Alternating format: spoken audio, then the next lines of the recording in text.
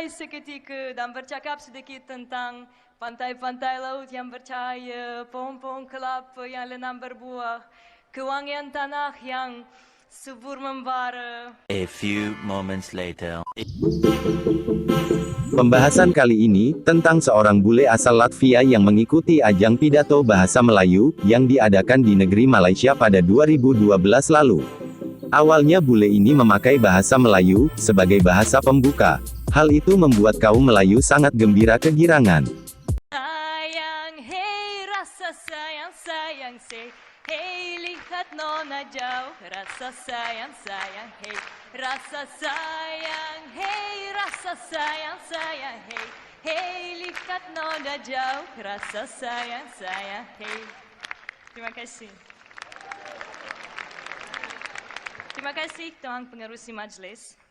Yang amat berhormat Perdana Menteri Malaysia, Datuk Sri Muhammad Najib Tun Razak. Yang amat berbahagia Datin Sri Rosma Mansur. Yang saya sanjungi panel kehakiman yang arif lagi bijaksana. Yang dihormati div-div kehormat, teman-teman seperjuangan, sidang hadirin yang dikasihi sekalian, selamat petang dan salam sejahtera.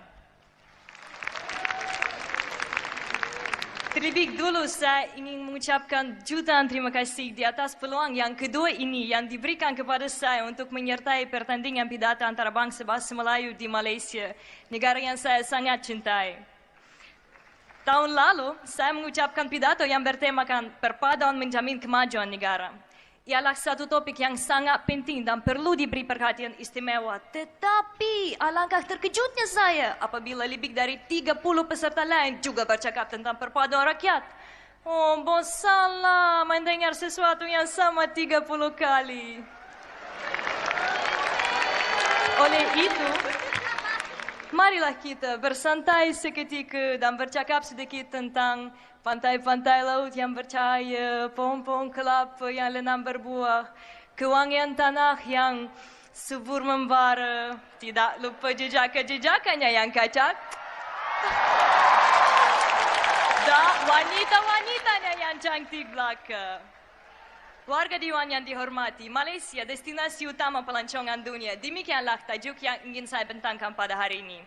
Tajuk ini amat menarik bagi saya kerana saya sudah kali ketiga melawat negara Malaysia dan tidak diragui lagi bahawa negara ini paling sesuai untuk dilawati bila-bila saja.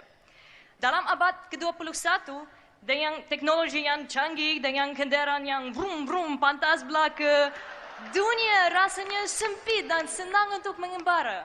Hari ini, setiap keluarga dengan pendapatan sederhana ada peluang untuk berkunjung ke negara lain untuk berehat ataupun mempelajari budaya dan sejarah senegara.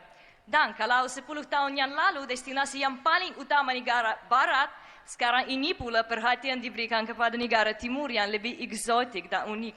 Antaranya tentulah negara Malaysia. Kaum Melayu menyangka bahwa bule Latvia ini berpidato dalam bahasa Melayu.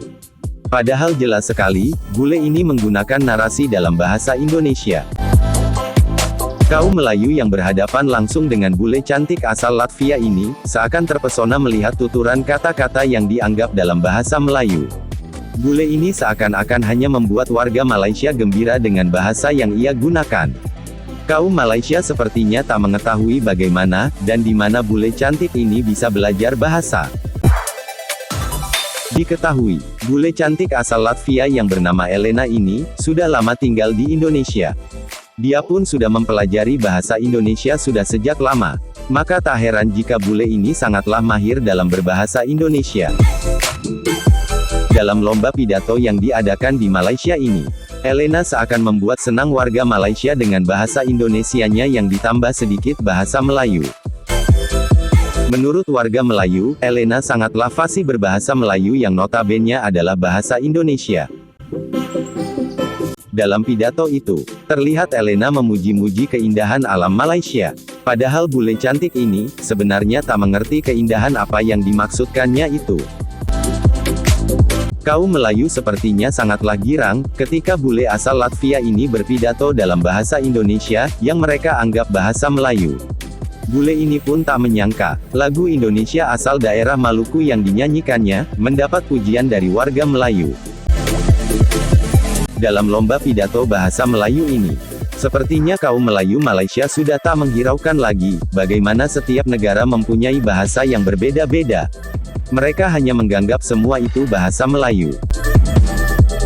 Salah satu tujuan dari lomba pidato ini, supaya bahasa Melayu bisa mendunia secepat mungkin.